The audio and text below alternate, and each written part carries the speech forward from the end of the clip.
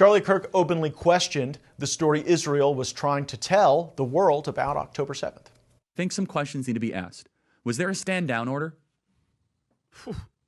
Was there a stand down order? 6 hours? I don't believe it. I've been to that Gaza border. You cannot go 10 feet without running into a 19-year-old with an AR-15 or an automatic machine gun that is an IDF soldier. Right? The whole country is surveilled. There's also another country that asked Qatar to support Hamas. It was Israel. In 2018, Netanyahu himself sent a secret letter to the Qatari leadership. In that letter, he urged Qatar to deliver $30 million a month to Gaza. He said this funding would help reduce the motivation of terror groups to carry out attacks, prevent a humanitarian crisis, and preserve regional stability. So in May of 2025, Netanyahu publicly admitted that since 2018, his government had allowed Qatar to transfer money to Hamas in Gaza, and that was according to his own request. That policy was approved by the full Israeli security cabinet. So if you believe Netanyahu himself, he went from asking Qatar to send money to Hamas to bombing Qatar for not extraditing Hamas. He doesn't think this serves Israel's interests or the United States' interests. Yeah, it really doesn't. Qatar just gifted the United States a $400 million jet. Israel sending bombs in return is one heck of a thank you note. On Capitol Hill, Florida Democratic Congressman Jared Moskowitz is deeply concerned about foreign governments running influence campaigns online in the United States. It is totally rampant, allowing foreign governments to just perpetrate these platforms, all of these bots, all of the time to weaponize Americans. You see what's going on here? This is a byproduct of all of that. What's going on in the streets is a byproduct of all of that. Well, that just sounds awful. We wanted to learn more about these foreign governments that Representative Moskowitz was talking about and their paid influence operations.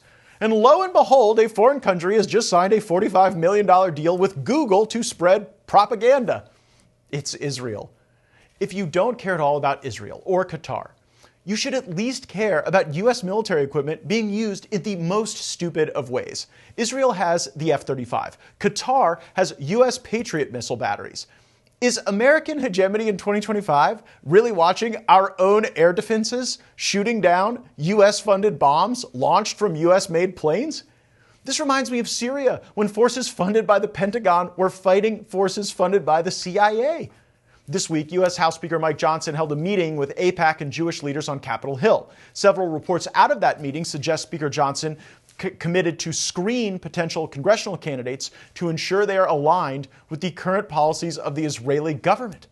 I asked Speaker Johnson about this, and he offered this response on record exclusively to our program. When asked if he was going to screen candidates in this way, he wrote back, "No. Shocking that I would be misquoted. The discussion was about general support for Israel, which has obviously been declining. Christians are called to support the people and nation of Israel, but not necessarily its politics." Speaker Johnson didn't fall into this trap. Those who bless Israel will be blessed, and those who curse Israel will be cursed. Those who bless the government of Israel? Those who bless Israel is what it says. It doesn't say the government of, it says the nation of Israel. So that's in the Bible. As a Christian, I believe that. Where is that? I can find it to you. I don't have the scripture off the tip of my... You pull out the phone and use the Google. It's in Genesis. Is the nation God's referring to in Genesis, is that the same as the country run by Benjamin Netanyahu right now? Yes. It is. I guess we can say this about Mike Johnson. He's probably got a higher IQ than Ted Cruz. Qatar is an ally. I know that because we have a U.S. military base there. Since Vietnam, no country that has willingly invited U.S. military bases has been bombed by U.S.-funded weapons. We see increasing evidence that Netanyahu wants forever wars in the Middle East. That's not good for Israel. That's not good for the United States. It's just good for Netanyahu. And his goals sound really awful. But the fact is now Bibi and the Israeli hard-right government has a mandate. I got to be careful the way I say this. They're going to try to ethnically cleanse Gaza. Yep. I mean, I don't use that term lightly, okay?